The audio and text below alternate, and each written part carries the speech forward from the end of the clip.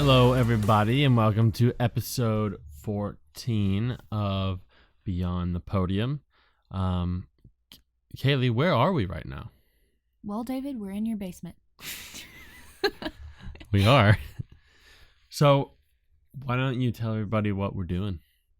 Well, we're recording a podcast. I knew you were going to say that. No, we're here in Ohio for the SCTP Nationals. This is my first time here at SCTP Nationals. Isn't it amazing? I've never been to one. Yeah. This is such a cool shoot.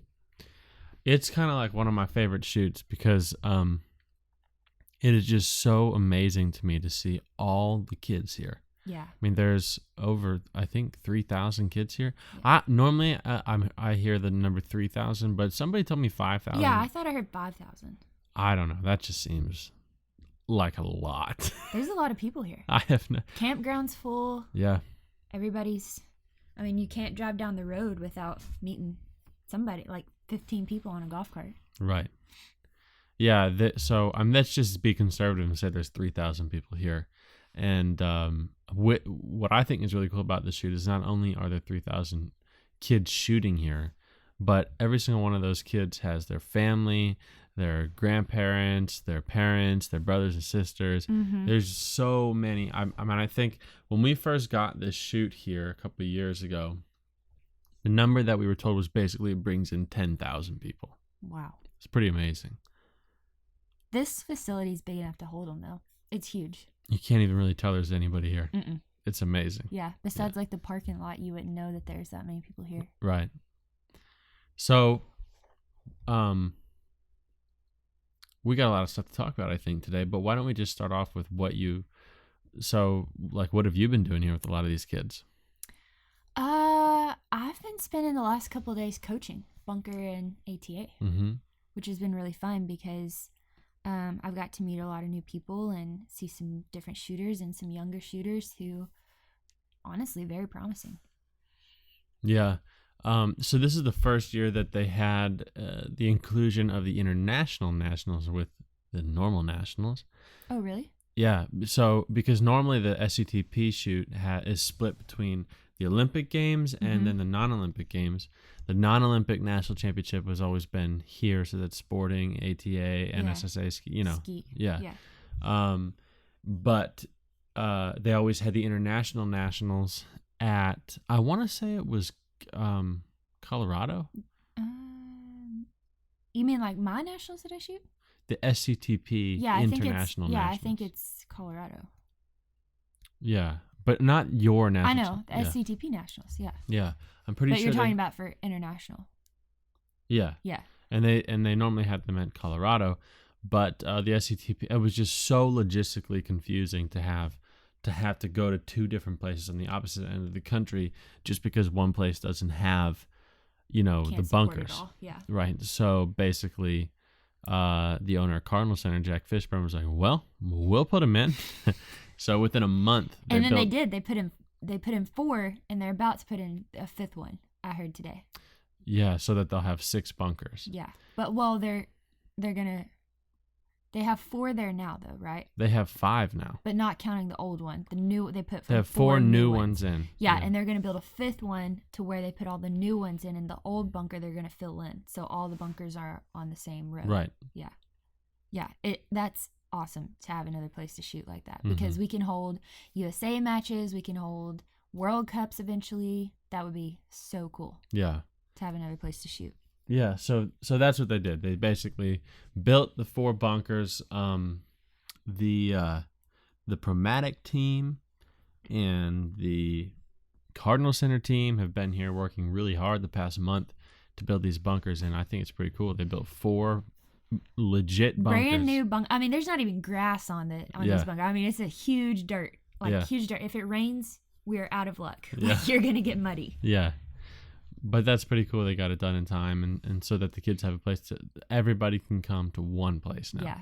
And they can host it all. I mean, you can bring your camper down, stay at the campground, go shoot, get back in your camper, eat lunch, cool off, go shoot a different event. Like, that's pretty cool. So here's a question. You being a Southerner and always making fun of me for being up from the north, how cool the shooting facilities up here in Ohio? They're pretty cool. They're pretty cool. They're really pretty. Like the terrain of them is very well kept, like very manicured. It's like shooting on golf courses up here. Yeah. Back home, well, I mean, I would consider my range up pretty well upkept, but like here, I mean, they're nice. You're like striping or what's it called, stripping or striping the grass. The grass. Yeah, at Eagle's Nest. Yeah. Yeah. It's like it literally looks like a golf course. It's beautiful. Yeah. Yeah, that club is that's a cool story because Dan Bailey for so long, ran a bunch of different clubs in Ohio and was wanting to get his own club, finally did. And I think that Eagle's Nest, although it's only on, I want to say maybe 80 acres or so, I think is one of the most beautiful clubs that you can go to. I mean, it's so well manicured, and Dan throws amazing targets. I mean, what an awesome place to practice. And then literally 9 miles down the road, we have Cardinal Center, which is, I would venture to guess, the biggest shooting facility in the country. I don't think there's... Sparta, Illinois is pretty big. I bet you the Cardinal Center is holistically better, bigger. Obviously, it's better. It's Cardinal Center, but they may not have as many trap fields, but I mean they have. Holy cow! I mean, they might have 4 to 6 sporting courses. They have 3D archery course. They have Olympic rifle pistol, air rifle, international skeet, NSSA skeet, bunker, ATA. I mean, what else? Task. They literally Make got and break, flurries. Yeah, Halise. Yeah, everything. So if you're a kid with like hundreds of RV spots, 30 some cabins. Mm-hmm. I mean, ridiculous. So if you're a kid and you come to SCTP, first of all, why don't you tell everybody what SCTP Nationals is in case somebody's listening and doesn't know what there is? They want to know what we're talking about. Well, the SCTP is a Scholastic Clay Target Program. It's a really amazing youth shooting program. Fantastic for youth. Yeah. They raise and promote the shooting sports for kids. In my opinion, well, I don't want to be biased, but I mean, they do an amazing job with that. A lot of money goes to kids' scholarships, to promote youth shooting, to promote getting an education through shooting. Gun safety. Yeah. I mean, the SCTP is a great program. And so the SCTP Nationals, I believe, is the biggest national championship for youth shooting sports. At this shoot, there's every discipline going on. So now there really is every discipline because we now have the international styles of shooting. But us bunker shooters are like the icing on the cake, best for last. Except you were the first. No, I mean to be put here. Huh? I mean to be put here at Cardinal Center. No. Yeah. Mm-mm. That was the last thing they put in. No, they're working on new sporting courses right now. Well, sporting's been here. Bunker shooters are the best. All 8 of you. Well, hey, it's a competitive field now. It's not cut out for everybody, Jeez, oh man. Well, let's get back to what we were talking about with you teaching these kids here. Yeah, so we're here at Cardinal Center in Columbus, Ohio. So we're kind of in and out. Are we at Cardinal Center? All week long. Shut up. All week long we'll be here. And yeah, I've been coaching a lot here. Bunker, ATA. And then, I think it's tomorrow, which will be Wednesday when y'all are hearing this, will be really fun to kind of go around and watch some different shoots. And it's really cool because I've had a couple kids come up, young kids, maybe like 14, 15-year-old, come up to me and say, oh my gosh, we follow you on Instagram. We're so cool. It's so cool to meet you. And it's like surreal that, kids look up to me. It's so cool. Being that you're short. Shut up. It's so cool. It's so cool that, I've just from shooting that, inspired some kids out there to to get into shooting. Mm-hmm. And they've had the opportunity to come here and participate in such a cool thing. You guys don't really, or do you? I mean, being that, what's the biggest event you go to, number-wise? Here in the U.S.? In the world. Oh, in the world? Yeah.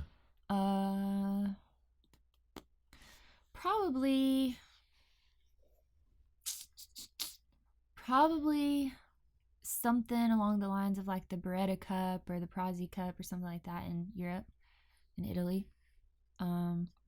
Like any of those money shoots, there's a ton of shooters at, but just like... Well, how many people? There's probably,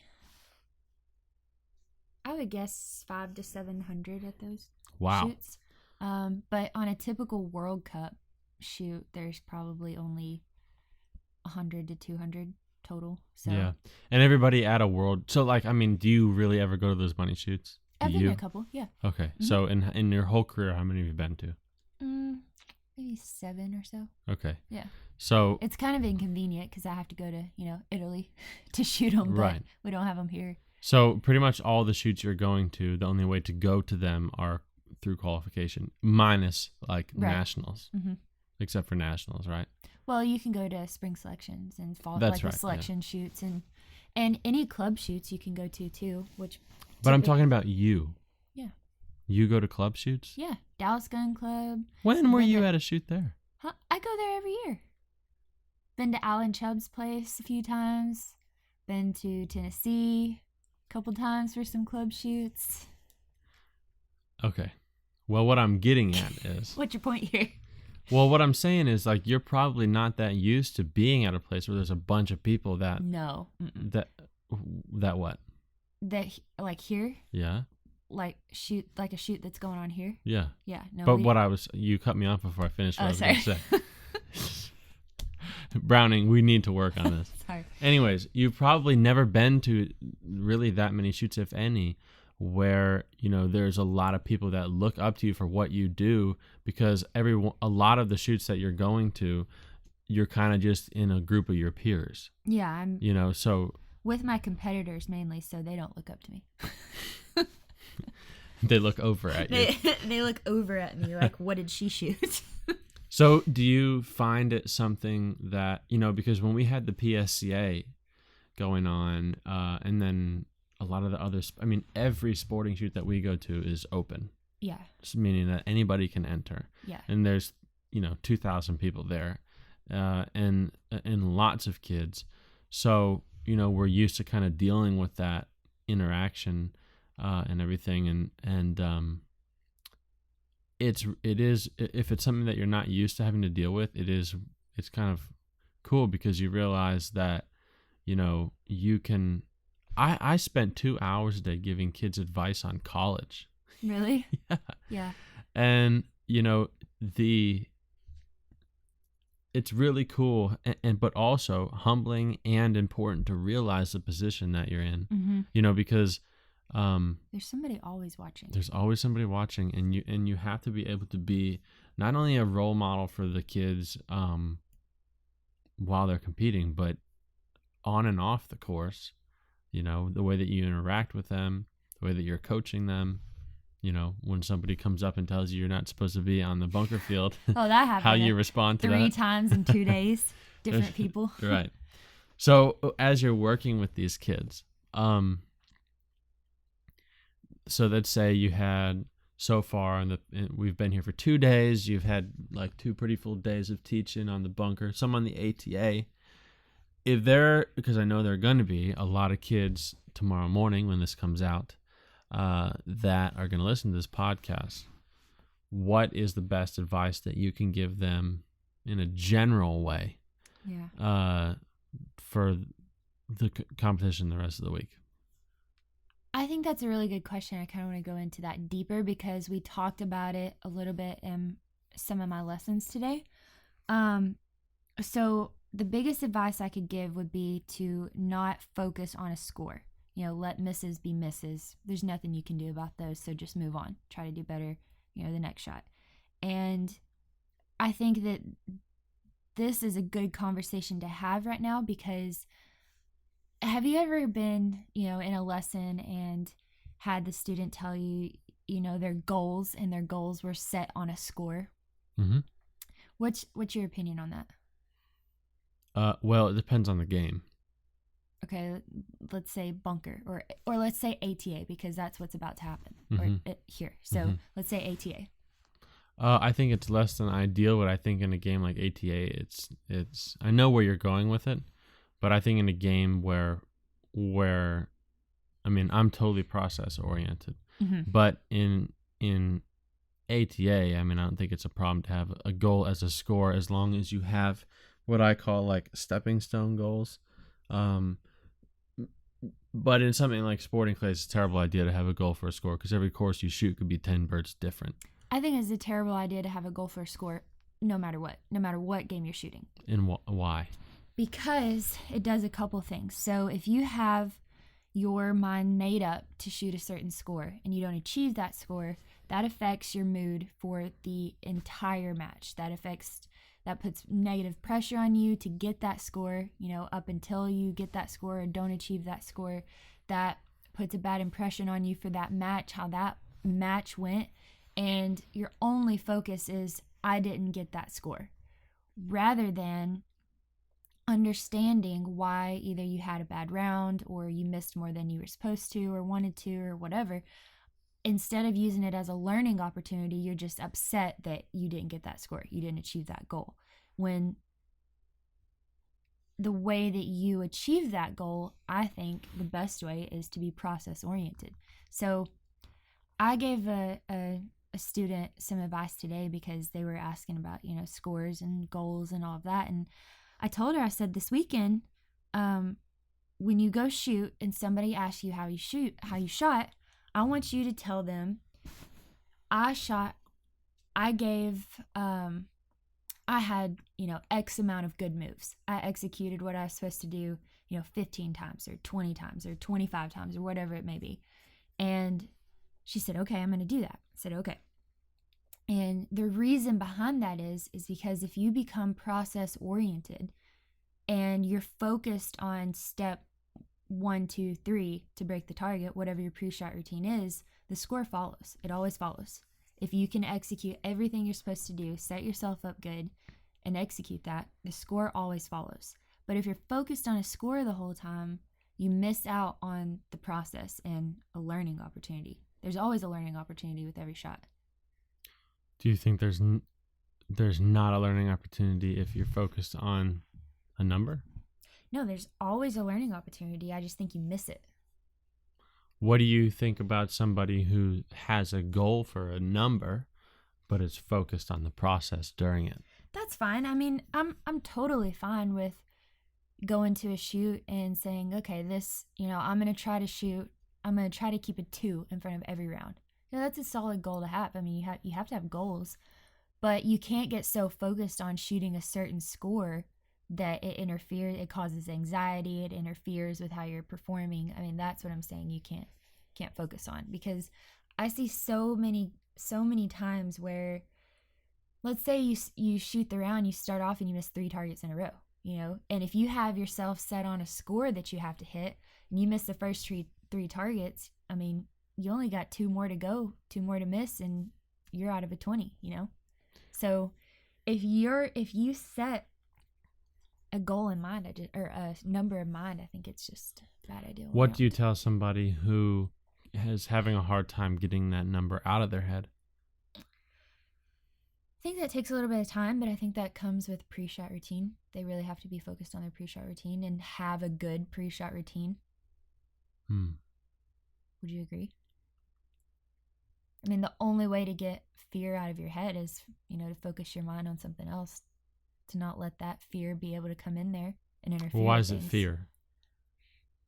Not fear, but a negative thought.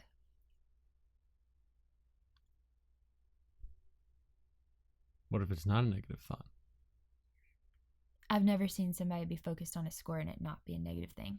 It not turn into a negative thing. It either causes anxiety, it causes unnecessary pressure, it causes tension, especially the closer they get to achieving that. You get all nervous about it because that's all you're thinking about. Like, oh my gosh, I have one more and I'm going to do it, What do you do in that situation? I don't think about it. If that thought comes into my head, I recognize it, say, okay, yeah, I'm one away. But how do I break this target? If this was the only target thrown, if this just one target, like forget what I've shot in the past of this round. If this was the only target about to be thrown, can I hit this one target? Like, yeah, I can hit this one target. How do I do that? Okay, set my feet, set my eyes, find my hold point, kill the target. You gotta stay process oriented. You have to. Well, yeah. I wouldn't argue that. Yeah. So you're just telling the kids to stay process oriented? Yeah. Anything else? You look spaced out right now. I'm just thinking. What do you think? I'm trying to think critically about it. I would never, and I say that focusing on a score is a bad thing, is because as a coach, I would never tell somebody to go out there and say, okay, I want you to try to shoot a 25. I want you to try to keep a 2 in front of it. Would you give that coaching advice? No. Not for a tournament. No, not for anything. I mean, you would never tell a student, hey, I want you to go out there and I want you to shoot a 25. I would tell them that. No. Yeah. That's bad coaching. Maybe you might think that. I mean, if you're like pumping somebody up, you're like, all right, go get them 25. You got it. That's different. But if you're coaching somebody and you coach somebody to say, or you tell your student and you say, hey, right now you got to go out there and your goal is 25. Mm-hmm. Okay. Obviously the goal is 25. If we hit 25, we've done what we're supposed to do. When we miss is when we mess up, right? Because we're supposed to hit 25. That's the whole goal. Obviously we know that. But you can't be so focused on that it takes away from the process of getting there. Well, I think that I can be focused on that but not take away from my process. Well, you're David Radulovich. I'm talking about kids here. Kids in the learning stage. High school kids. I mean, the kids that we're talking about here. My advice to them would be to stay relaxed and don't get hung up on a miss. Yeah. I'd say focus on what you've been working on in practice. Try not to let those fears come in that maybe makes you anxious. Maybe you're the first shooter. You don't like to be the first shooter. Maybe you're the last shooter. You don't like to be the last shooter. Whatever it is. You mean like in trap? Yeah. Skeet. Whatever. It doesn't matter. Applies in sporting What is too. it? Because I hear that a lot. What the heck is the difference between... I understand why you wouldn't want to be the first shooter. What would be so bad about... Well, especially in your game, what's the difference really between any of the shooters? Because everybody's moving every shot anyway. Right, but if you're the first shooter, you got to start the whole round off. Everybody's watching you. Same thing with the last shooter. If you're the last shooter and it's at the end of the round, everybody's done and you're the last one to shoot, so everybody's watching you. So that's why people don't like it? Yeah. If you're somewhere in the middle pack, you're fine. Nobody's paying attention either. Nobody cares what you're doing. What if you like people to pay attention? Well, then, I guess shoot good and they'll pay attention. Nobody cares about 2 through 4 or 2 through 5. So the person in 3 is just really... Yeah, person in 3, nobody even knows you're there. That's interesting. Yeah. I mean, what advice would you give to these kids out here? I would say, I mean, it's all along the same thing.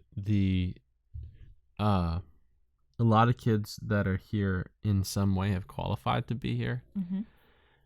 And I think a big thing that a lot of coaches do and try to encourage with good intent, but it is not always so good. They're like, if I could paraphrase in some way, all right, this is nationals. Let's give it 110%. Right. Yeah. Trying to pump them up, but what they're doing is adding pressure. Right. Yeah. And so, the biggest thing is that, this is nationals, but there's a reason why we're here, and that's because we've done what we do so well all year that got us here. Yeah. And once you try to change that process in the big match, so to say, well, that just changes everything. Don't ever try to give 110%. Don't try to take it a notch higher than your serious practice. don't want to change things. Don't change things at all. Yeah, just do you. Yeah. You know, and you know, I would recommend that. And then on top of that, the other thing I would say as advice, both for kids that are from, this is not anything related to shooting, but because everyone's talking about a heat wave coming in, for the kids that are up north, it's going to be really hot. For the kids that are from down south, it's going to seem kind of cool, but it's only because we don't have humidity here. Mm-hmm. And you might not feel hot, you might not feel like you're sweating, but you're dehydrating. Yeah. And so a huge thing I would say would be make sure that you're paying attention to that and you're doing all the little things. Drink your water. Yeah. But I would say, you know, my real advice for the mechanics and the mental aspect of the game is just don't give 110%. Just go and feel comfortable at 100. You know, that's pretty simple. It's all about just doing what you did to get yourself there. Yeah, and that's good advice for coaches too, because, you know, they have, like you said, good intentions, but I would say probably most kids are going to take that and put a little extra pressure on themselves to perform good, you know? What would you do as a coach? I mean, I would say something probably along the lines of, well, here's it plain and simple. I mean, you made it here for a reason. There's no more practice. I mean, you're here to do what got you here, and, you know, you just give it your best. It is what it is, no matter if you shoot a 2 or you shoot 25s all day long. It just is what it is. And from a coach's point of view, you know, now's not the time to go changing things on a student. Now's not the time to like you said, make your team try to give harder than, you know, what they normally give. Now's the time to hopefully let practice pay off. I feel you. That's what I would say. Yeah. But I'm excited to watch. I'm excited to watch some of the kids I know and have recently met. Mm-hmm. I think tomorrow they have the sporting. The next day is the sporting. I don't know what comes after that. The ATA. ATA is last? Yeah. Well, so they were doing some ATA today. I saw a lot of double shooting. Yeah, I think it's doubles trap. Yeah. Yeah, just regular traps. The last, I think. Gotcha. Yeah. Very cool. Maybe Friday and Saturday or Saturday and Sunday one. I'm not sure. I think it's Friday and Saturday. Right. What else you got for me? Something cool. What? What were you about to say? Go ahead. Well, I won't tell everybody what you did today. I didn't do anything today. Y'all, he broke my stock. I did not. I'm just kidding. It is broke, though. It did break in half. Not my trap gun, thankfully. It was an extra stock. But it's pretty much useless now. I don't know if my suitcase fell on it in my car or what happened, but you know what I think happened? I think that lead foot of yours in that Tesla got a little heavy.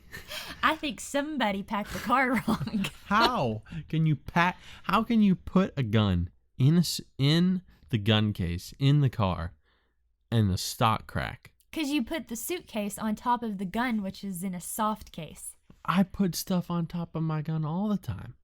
And what happened to it? It's broke. It's not. It is too. You're shooting a completely different over stock. You just made my point. You ran over my gun. I didn't run over it. Yes, you did. No. So is this revenge for you thinking that I ran over your stock? All I'm saying is I'm a fan of synchronicity. Okay. So you're admitting to it. No, not at all. Pure lies. That's all I'm saying. No, I'm excited for this week to watch kids, to watch coaches. I think it'll be interesting to see how different coaches react, you know, to how their teams are doing and shooting. And I always like to people watch at these things. I like to people watch and kind of eavesdrop on advice that coaches are giving to their team and just see, you know, like wonder what their team's about, or wonder what this team's about. Just kind of listen in, you know. Any teams from Arkansas here? I don't know. Probably. I bet there is. Yeah, I'm sure there is. There's teams from all over, so I'm sure there's some from Arkansas. Yeah. If you're from Arkansas, hit me up tomorrow. You know, there's a in front of like the entrance of Cardinal Center for this shoot, they have a big flag up for every state that's represented here. Oh, really? I'll have to see if Arkansas is on there. Yeah. I bet it is. Yeah. I can't imagine it not being. Right. Yeah. So I kind of before I move on to that, anything else you want to talk about with the kids? Okay, so I want to talk to you a little bit about your approach to teaching. Okay. Is that okay? Yeah. All right. So talk to me about like when you have a bunker lesson, what are you how do you envision the lesson going? What do you want to start off with? What's important to focus on? Stuff like that. What are you looking for? I always, the first thing that I will assess on a student is their mechanics and how they're using their eyes, or if they're using their eyes. Because the way that I teach is I teach all about the eyes. The eyes drive everything. They drive your hands, they drive your body. I mean, they are in the driver's seat of your move. And that's where I start on a lesson. So I evaluate if they're using their eyes, maybe if they have any eye dominance issues. And then I kind of move to mechanics to see, if there's anything kind of off there that's a problem. But you can pretty much ask any student of mine, and I'll ask any of them and ask them what's the most important thing that I coach, and they'll tell you the eyes. It's always where I start. Cool. So what kind of things can you see behind somebody that gives you a tell for what their eyes are doing? Well, there's a couple different things. I mean, it's pretty easy to tell when somebody has an eye dominance issue just by how they move the gun. I mean, you can pretty well tell what side of the target they go to and if they have eye dominance issues. But if there's no eye dominance problem, you remember how a couple episodes ago we were talking about most people kind of leave with the streak. They never really fully understand how to look at a target. Right. Even though if you were to ask them, did you see that target? Their answer is going to be yes, because in their mind, they saw the target. That was it. They saw orange. They went to it. They broke it. A+. But a lot of, and I would say probably 95% of the people that come to me that are new, that I haven't worked with before, don't know how to correctly use their eyes to their advantage. And it's easy for me to tell that because most of them shoot the streak. They'll just shoot the flash and they don't really ever see any detail on a target because they don't know how. They don't know that they can see detail. So that's a pretty good indicator that, they're not using their eyes properly. And then also you can tell, their natural ability, how much natural ability they have, just if they can take kind of the wrong approach with it, but still hit targets good, still a good gun pointer. And you just kind of fine tune that. How important do you think natural ability is to shooting? Well, I mean, it definitely plays to a benefit, if you can use it properly, but I also think that this is a sport that can be learned mechanically. What, bunker? Any of them.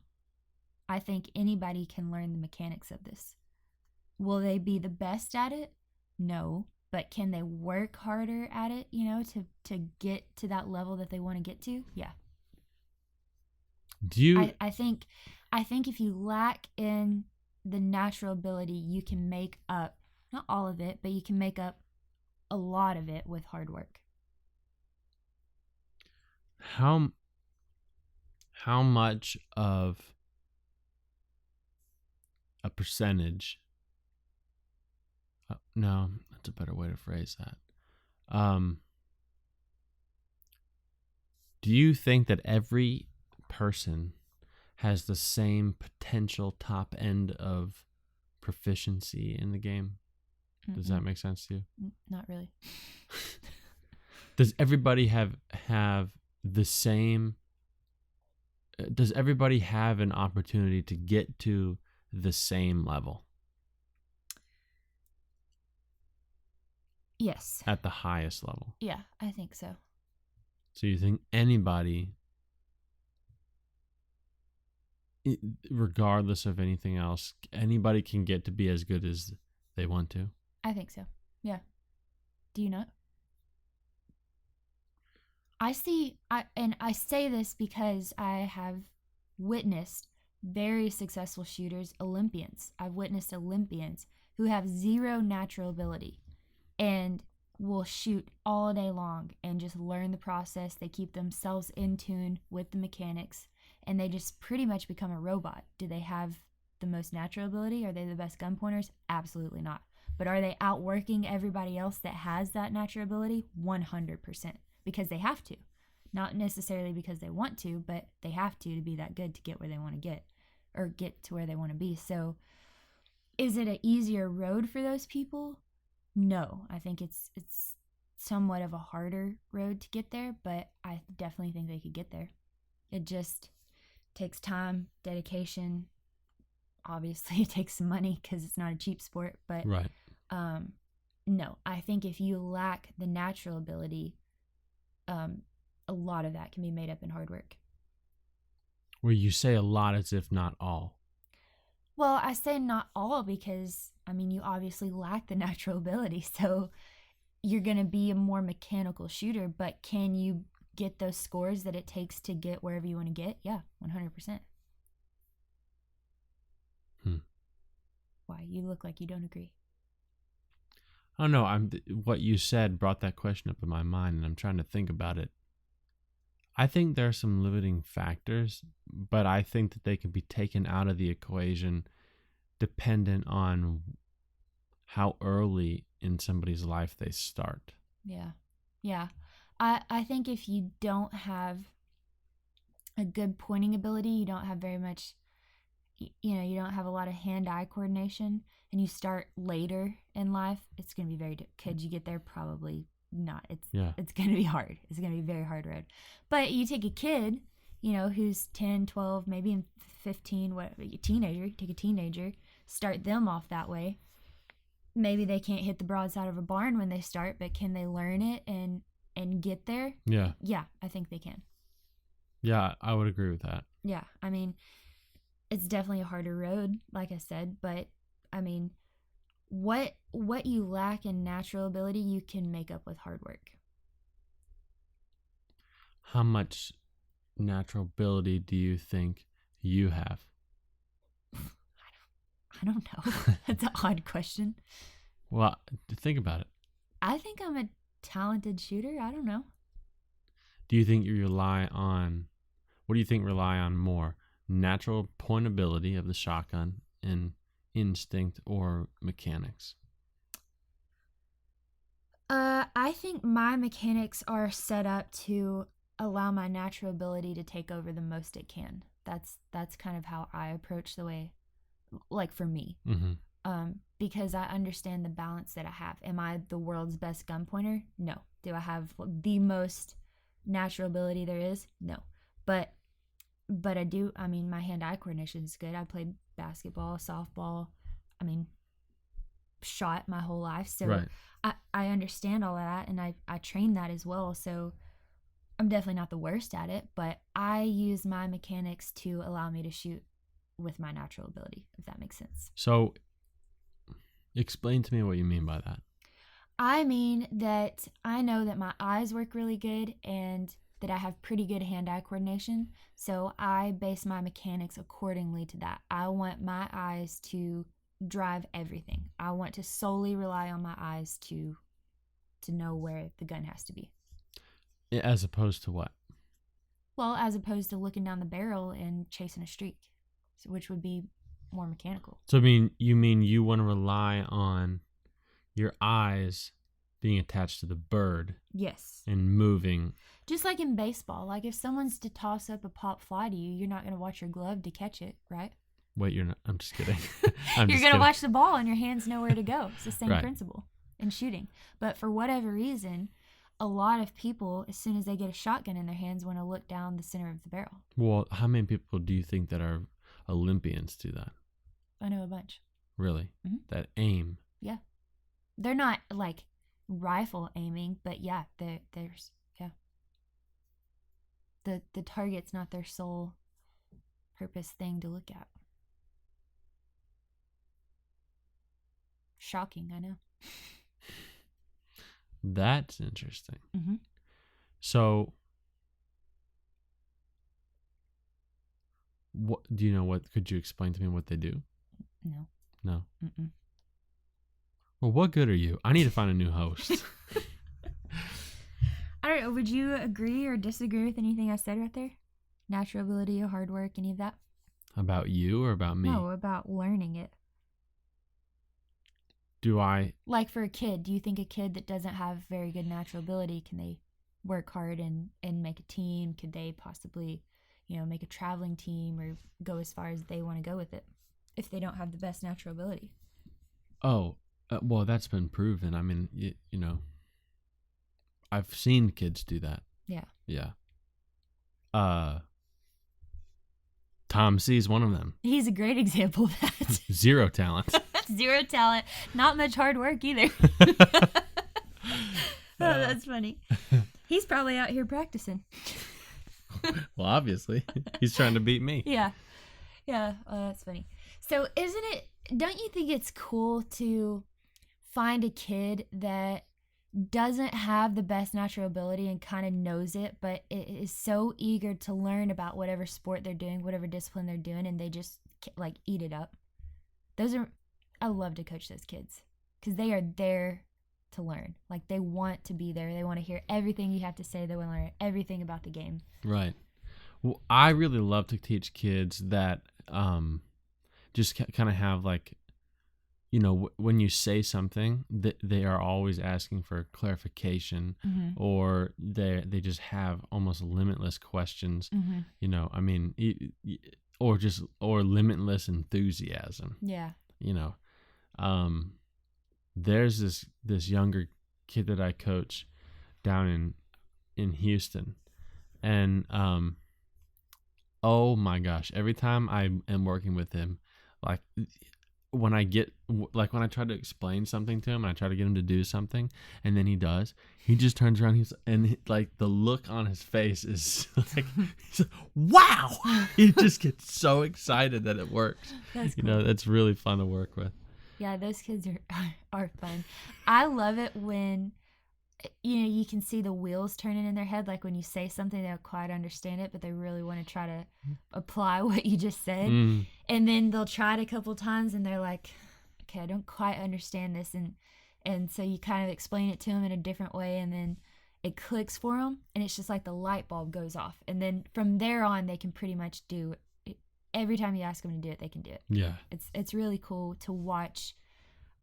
Especially kids. I mean, it's cool to watch that clip for anybody, but especially kids, I think it's really cool to kind of watch the light bulb go off in their head and they're just kind of like, oh, that's what you mean. Yeah, it is really cool. What about like it going back to the talent and everything like that? The last 2 episodes that we've done, we talked about, in a way, self-awareness. I mean, it was in the title for the last 2 episodes, right? Right. Not that I want to bring that up in this episode again, but real quickly, I want to use that to touch on this. If you don't have here's a better way to phrase this. How important do you think is the self-awareness enough to understand your limitations of your own mechanics so that you can make a plan to work around that? Does that even make sense? I think you have to be taught that. I don't think that that's something that you could just pick up on your own. I mean, I know I probably wouldn't understand the limitations of my mechanics as you were learning them. I don't mean like once you learn everything, being able to understand the limitation. I mean like as you're trying to learn the game, mm-hmm. knowing what you know and what you don't know. You only know what you know. But do you know what you don't know? No, you don't know what you don't know. But do you know that you don't know it? Stop. I'm being serious. confused. I don't know what Do you you're know? saying. Okay, I'll put it in this respect. Do you know much about astrophysics? No. Well, then you know that you don't know about astrophysics. Well, I mean, obviously, yeah, but there's a different approach here. Okay, we're getting off on two totally different things. No. It's the same. How? How is astrophysics and mechanics of shooting the same? Well, I'm not saying that that's the same. What I'm saying is that you know what you don't know. You know what you don't know. Hold on. You know what Why has this hold turned on. into... You know No. Listen. what you don't know. So all you're saying is what that you you don't know what that you don't in know quotations, about something. In quotations, what you don't know is in parentheses. What you don't know is what you know. Are you messing with me? No. How do you not understand? No wonder people are confused. I mean, what? Listen, if I was in a lesson with you right now and you were telling me this, I would just be utterly distraught because I'm so confused at the moment. Listen. If I would walk away right now thinking, how do I know? not know what I don't know if I know that? No, listen. How do you know what utterly distraught means, but you don't? But how did you pull that from vocabulary, but you don't know what you don't know? How can you know what you don't know? I'm talking about... What I'm talking about is saying that What? Do you know... What in the Columbus, Ohio are you talking about? Do you know that you don't know what you don't know? I Or don't that you know what how you to, don't know. I'm going to tell you that I don't know how to answer this. Listen. Can you answer this? Yes. Okay, answer it. I don't, so far as I know, I don't know anything. I don't not know anything. This is getting beyond... No, what I'm saying is, as you're learning the game, okay? This has been a little bit fun to try to confuse you, but I am being serious. As you're learning the game, okay, and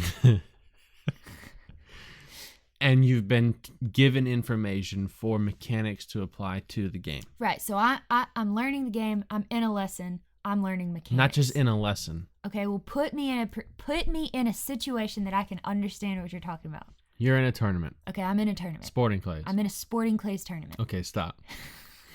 First off, overkill. Okay. Here I am at a sporting clays tournament, ready to go. Would you quit? So you're at a sporting clays tournament, you walk up to a station, okay, and you see a presentation that you don't understand how to shoot. Okay. Okay. You have not yet been taught the mechanics to be applied to that presentation. Right. Do you know that that's past your limitations, to which you can use what you do know to formulate something to approach it? Or do you not have a level of awareness to understand that you don't know how to approach that, and so you just kind of wing it? Are you asking about me personally or like just in general? I'm asking, how important is that? Is the ability to understand that you're outside your limitations and then use something that you know to apply to something that doesn't apply. Let me ask you a question. Yeah. Why? Why would you not just say that one sentence right there instead of taking 20 minutes to go around and around about what you know about you don't know what you know that you don't know you know? Because listen, if I were to say, do you know what you don't know? That's what you did say. That sentence summarizes the 40-minute explanation I just gave you so much faster. So confusing. Well, to you. No, to anybody. You're just a trap shooter from Arkansas. Say, what are you, simple?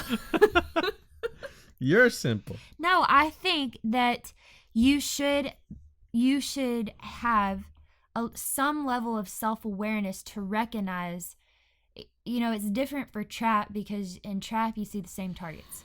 But in sporting clays, if you're talking about in sporting clays, I think it's would be a huge benefit for you to be able to be that self-aware and say, okay, I'm a little bit out of my limitations here. I'm a little bit, out of my safe zone here. I don't really know how to approach this. What I do know is this works on other targets. This target might be kind of similar to target I just shot or a target I've seen before. I'm going to kind of somewhat set up.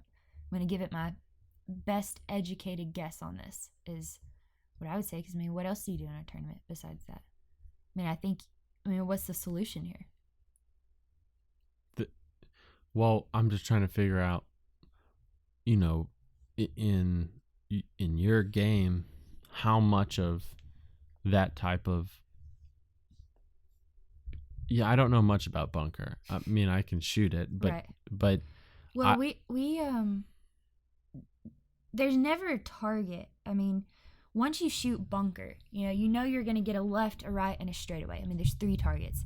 They can go anywhere from 45 degrees left all the way to 45 degrees right, but it's going to be something of a left, something of a right, and something of a straightaway. You know that.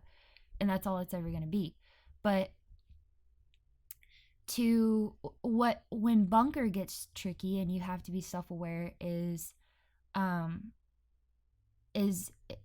different mechanics on it and not fully understanding the whole mechanics, because having your elbow too high or not having enough bend in your knees or having that your back leg straightened out, something like that can cause a miss and you don't know it. It's just something you haven't been taught, and that's not really something you can pick up on your own because you can't self-diagnose that. You don't know any better. It's not something that you can walk up to and kind of have you can see it and kind of have a plan for it. It might be something that you just totally haven't learned and nobody's ever told you anything. Mm-hmm. I think sporting's a little bit different because you have more target inventory, I guess. Targets can be rolling on the ground, they can be coming at you, they can be driven targets, they can be over your head, they can be crossers, they can be incomers. There's so many different variables and things to learn in sporting clays that requires you to have some level of self-awareness to say, okay, I'm a little bit out of my limits here. I've never seen that target before. That just doesn't happen in bunker. Most of the time that comes from some kind of mechanical, something that you just haven't been taught yet. What about same thing with ATA? Yeah. And probably skeet, I would say too, and double strap. I think sporting is probably the only one how I'm understanding it would apply to. Mm-hmm. Would you agree? Yes and no.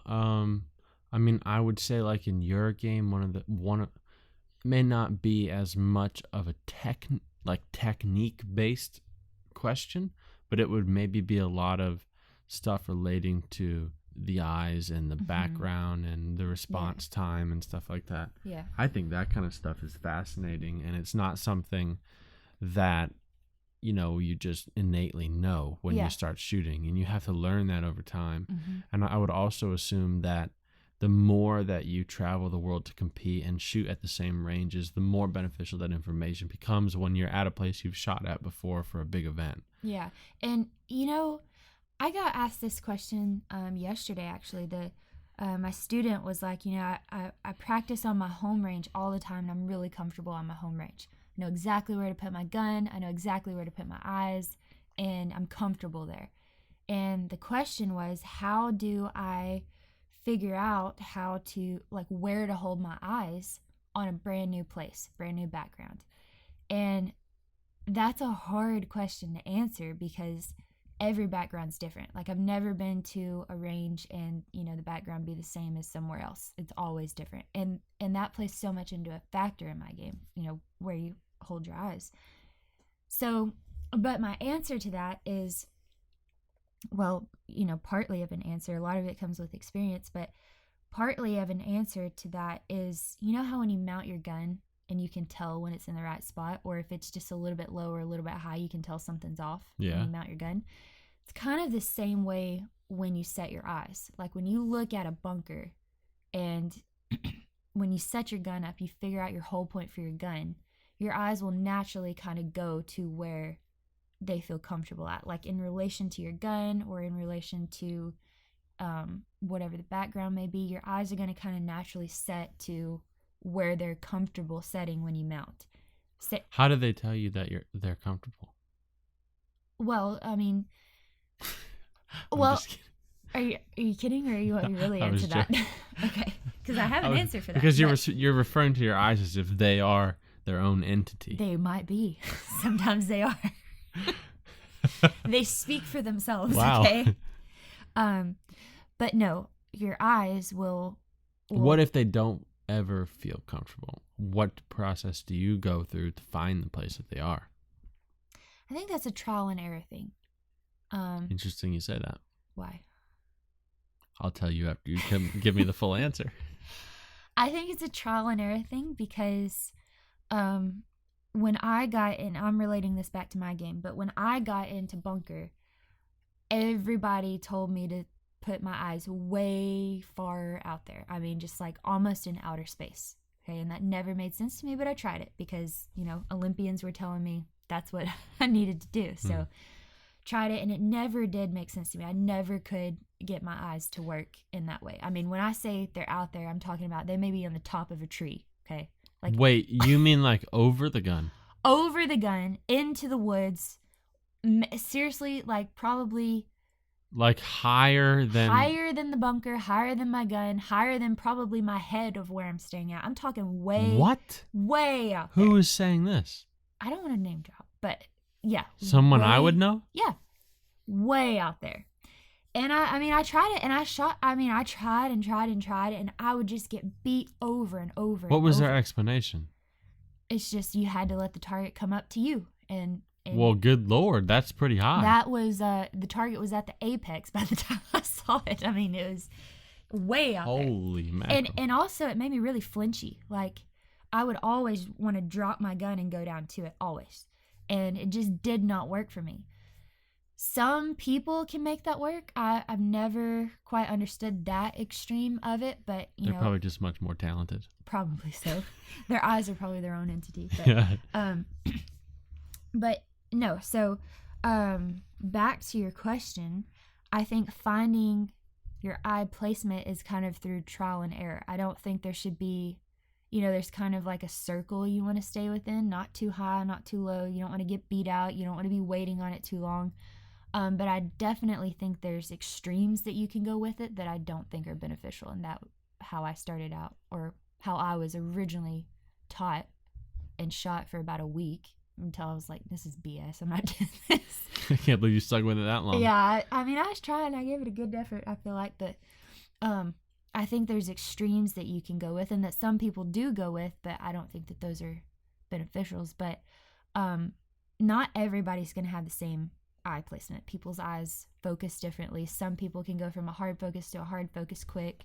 Some people need to go from a soft focus to a hard focus quick. So, some people react different ways to something coming up into their vision. So, what do you think causes people to react different ways? How they perceive the target. What do you mean by that? Like, if your eyes are in the incorrect spot, I'm not going to say like, if they're too high or they're too low, that's incorrect for you. I'm just saying if they're incorrect for you, then I think you react negatively to the target. I don't think you can play off that to a benefit. So the target comes out and you're surprised by it because your eyes are too high, your eyes are too low, then, you started your whole move off in a panic, like playing catch up. I think there's kind of a sweet spot for everybody that have to figure that out, that they can be the most in control on getting beat on a target. How much do you feel like your eyes dictate your emotional response? I would say after you learn the game of it, after you learn your basic fundamentals, I would say it's probably, higher 90% of it for sure. I think the eyes totally the first 2% when you call pull, the first 2% of your move and what your eyes do dictates how your move's going to be, I think. Is it like that in sporting? I think that yes and no, because you know what blows my mind? What? I mean, there's some people in my game that teach you to hold your eyes like halfway in between, like let's say for a crossing bird, start your eyes in the middle. It'd be like holding your eyes on the top of a tree for a bunker shot. What are people thinking? I don't know. And I get that, it's not the student's fault at all. It's the coach that told them to do that. Yeah. But, you're literally forfeiting 50% of the visual information that you need to make the shot because apparently we can't look at something very long. Okay. So, in my game, we're never surprised by where it's going. Right. Hopefully. Although a lot of people are, which is just very poor planning. That was me yesterday. Yeah. So that shouldn't be an issue. We shouldn't be surprised by when it's coming, although we can be. But, yeah, I mean, the eyes are just so tricky. You got to understand how to titrate your focus. What I'm interested in for you is when you get to a new place, how do you find not where is the best place to put your eyes, but, what process do you go through to find what are you looking for? Are you looking for your eyes to start in an XYZ way? And how do you find that? What's the process? Or do you not want to talk about that? No, I don't care. So what I do is at my home bunker, like where I know my eyes just work flawlessly. Wow. I take either a shell or I'll mark it with my pinky or like the box top of a card, and I stretch my arm all the way out, put the bottom of the box card on the lip of the bunker, and I draw with a pen where my eyes want to go on that box. So meaning like where I want to set my eyes up, if I hold that card out, that line's going to be right where I want to hold my eyes, no matter where I go. So I carry that with me, and when I go overseas or I go to a new bunker that I haven't been at, I kind of hold that card up and say, okay, this is kind of the general area, if I was at home, where my eyes would go from the lip of the bunker. Now, sometimes if you get a bunker that is a drop off in front of it, meaning it kind of shoots into the sky, or maybe it has like a valley or something, it's not a totally flat background, that mark is gonna look way out there. I mean, it's gonna look like you're like in Kerrville. Yeah, it's gonna look like you're way out there. So in those situations, you kind of have to adjust accordingly to your background. You kind of, maybe for me, I always like to scoot in a little bit closer. But when you say closer, do you mean lower or in more? I mean lower. Lower. Yeah. Because you don't like being at the depth. You don't. So if you're at the same height as you are at home, but the background that you're focusing, the depth of focus, of clarity, is further way out there. So it feels like distance-wise. Yeah, it feels like you're, well, it could be distance, and it could be height too. It could be a perception of height, right? But it's distance. So let's say there's a tree out there. Wait. Let me relate this for me to understand. You mean, if I can do you know there's an X, Y, and a Z axis? Yep. Okay, Z is in and out, right? Mm-hmm. Okay. So if the Y is the same as at home, the up and down, mm-hmm. You're talking about that on that coordinate of the Y axis, the Z, if it's further out than at home, you want to go lower in the Y? Yeah. So that you're closer to the distance. Mm-hmm. Okay, so do you know really what's happening there? Why that's like that? Why?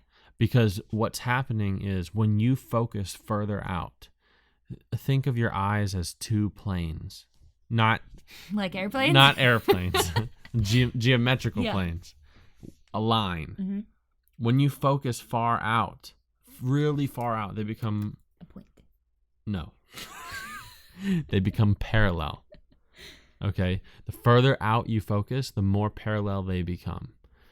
And the closer that you focus, the more the less perpendicular, or the more perpendicular they become. Yeah. Right? They drive in. Yes. Further out you look, they're straight. Yes. Yeah. So the reason why your preference is to go lower is because you like that specific depth of focus. Yes. Okay, so what you can do, this is really cool because I've been experimenting with this in my game.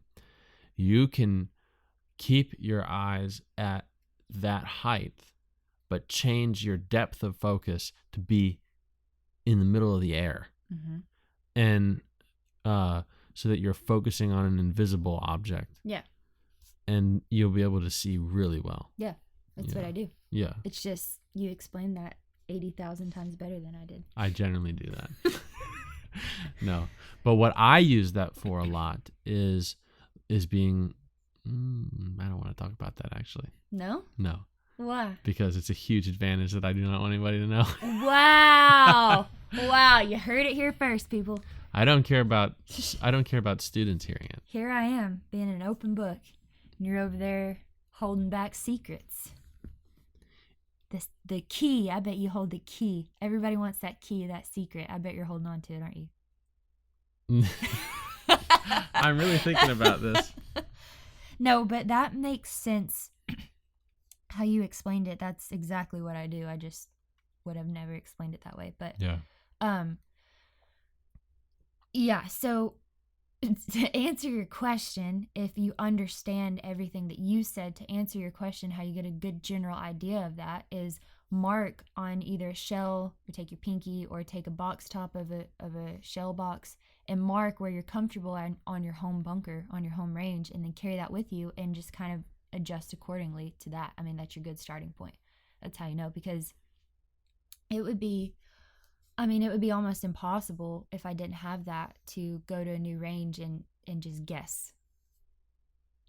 You should experiment with instead of moving the Y location lower, when the Z is too far out, you should experiment with keeping it at the Y. But hold on now, because you're talking about a different form of shooting. So if you're assuming that I'm on a hard focus or not even a hard focus, but you're assuming that I'm going to focus on the Z axis, something that's either in or out.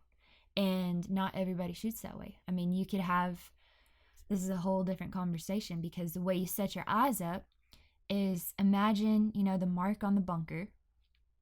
Some people have a general focus. They kind of make an invisible box, like an invisible box around that. What material are they using for this invisible box? Invisible wood.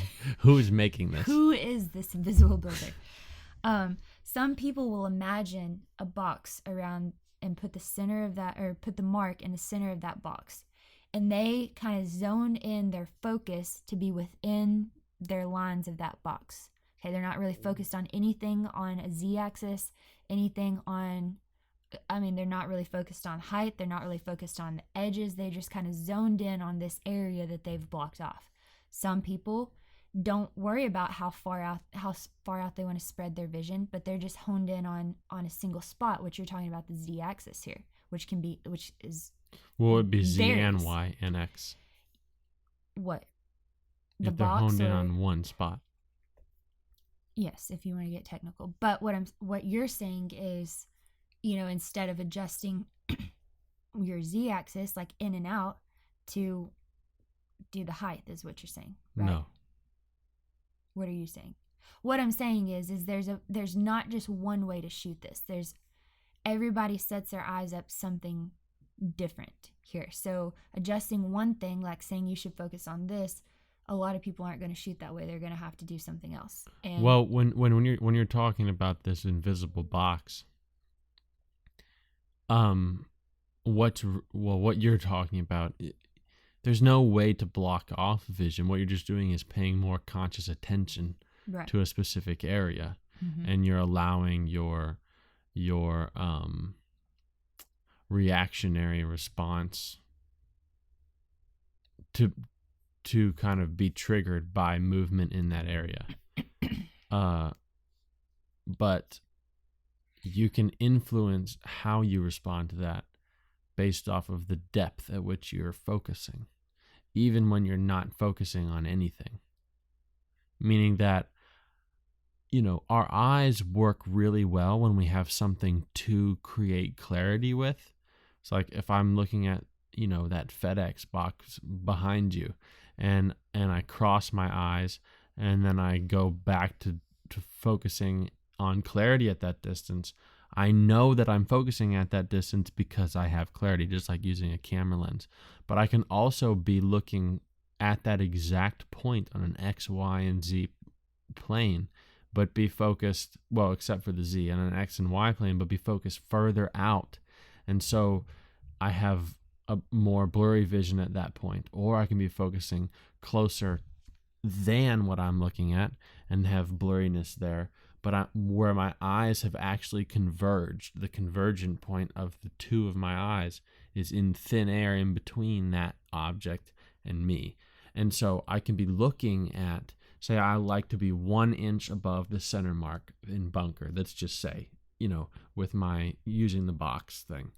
And if that's where I like my eyes, but I'm at Kerrville now and I'm looking through a valley and it's now a mile out there where 1 inch above the center mark is, I can actually pull my eyes in on that same XY axis, but pull them in so that it's still the same exact focal point of my eyes, so that I have the same level of response. Because if I'm focusing too far out on that same distance as the bird comes up, because I'm using the clarity of the background to position my eyes, I've now focused too far out, and when the bird comes out, I have to pull my eyes in. So I have to look more cross-eyed to see clarity on the bird, and that may take longer or shorter than if I'm closer.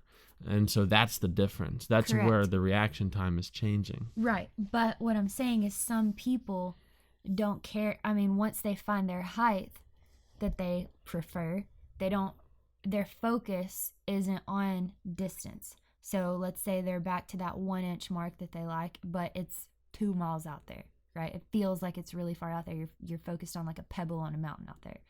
Some people don't care about that. What their focus is on is how wide their vision is. Do I need to come in? Do I need to go out? Do I need to go up? They're not really focused on in or out and focusing on the invisible line being closer to the bunker. See what I'm saying? Yeah, but the width of their focus has to do with their level of focus.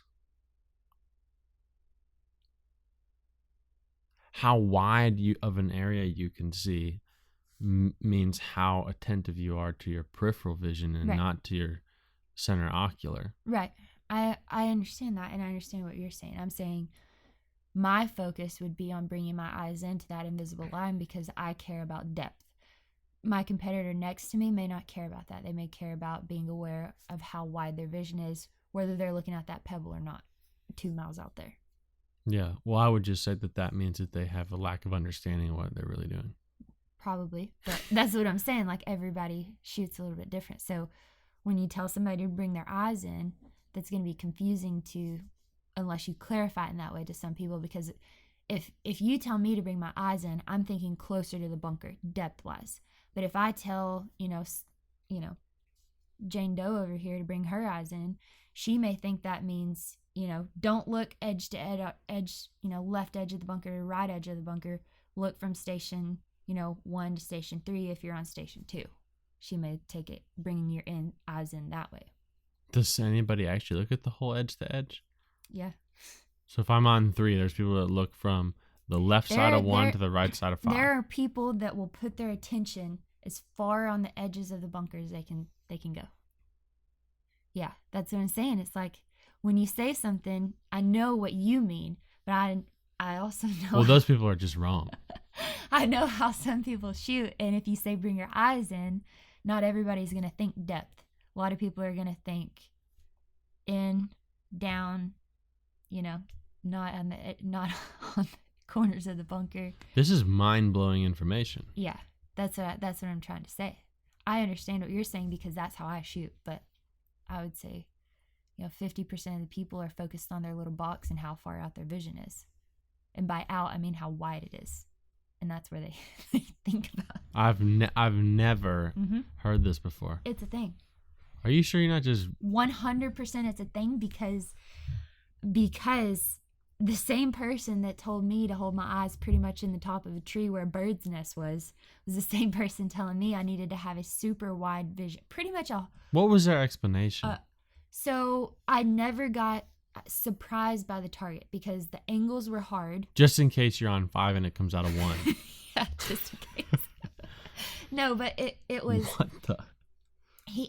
This person never told me to be aware. If I was on station 3, I wasn't so far wide that I was looking on station 1 and 5. But the purpose behind telling me that was so I never got surprised by a hard angle in case the target came off the mark. I was supposed to have a wide vision as far as I could go so I wouldn't be surprised. Yes, it's a thing. Does this person think that your vision is like one of those crop boxes on Adobe Photoshop that you can just like... I would like a 475 by 25 pixel square for my vision on this shot. Thank you, please. Yeah. What in the world? But anyway, that's a whole nother conversation. My mind is blown. Mm-hmm. I don't think I can continue any further. Yeah. So... Oh, man. That got interesting. Well, there's that. Cool. So, I would say if y'all are here at Cardinal Center and you listen to this podcast, number 1, thank you. We hope you are a subscriber. And number 2, if you see us, come up to us, ask us questions. I have a cool idea. Yeah. If anybody at the SCTP Nationals listens to this and gets this far into it, then if you see us at Nationals, come up to us. Let's think of a code word. Podium. Podium? Yeah. Okay, you got to come up to us, and the first thing you say to us is podium. Then we will... What are we going to do? That you have this cool idea for it. We'll do a shout out. We'll do a quick field interview with you, and we'll include it in the intro for episode 15. Cool. Okay. Deal? Sounds good. Or we can do that, and we can come, spend 5 to 10 minutes with your team, ask us questions. Both. We can answer your questions, your team questions, Both your coaches' things. questions. We'll come, spend some time with your team and just give you some one-on-one coaching time, free coaching time. So the first person to come up and say that to us. How about just anybody? Anybody that... Well, what if 100 people come up and say that to us? We're going to have 100 interviews? Then we have a good audience and they deserve it. Kaylee. Well, we're going to talk to 100 teams and have 100 interviews? Listen, I want to get as many people on here as I can. Y'all can find us. Okay, I got a better idea. Okay. Everybody that comes up to us and does that, we will include in an interview, and we will make the next episode, if it's enough people, the whole episode will just be those interviews. Interviews with those people? Yes. Cool. That sounds good. Yeah. Let's do that. Yeah. And we'll also still talk to your team. Yeah. Because I think that's fun. Yeah. Cool. Sounds good. That sounds good to me. Sounds good. So y'all come find us. All you have to do is walk up to us and say, hey, podium. That's all you got to do. Just say the word podium. You can sneak it. You can write a letter. You can sneak us a letter. Has podium on it. You just come up to us and say you podium. can hand us a podium? You could be standing on the podium and just text us to come over. We'll see. We know what you mean. We got you. Cool. Sounds good. I'm excited. Yeah. All right. Well, I guess follow us on social media. Share this episode. Share it with your team so you're all prepared to get on the next episode. And take our advice and try to see if you can ever know what you don't know. We'll let you know what we don't know in the next episode when we don't know what we're doing. It didn't even make sense. Yeah, it did. All right, guys. Thanks for listening. We'll see you next episode.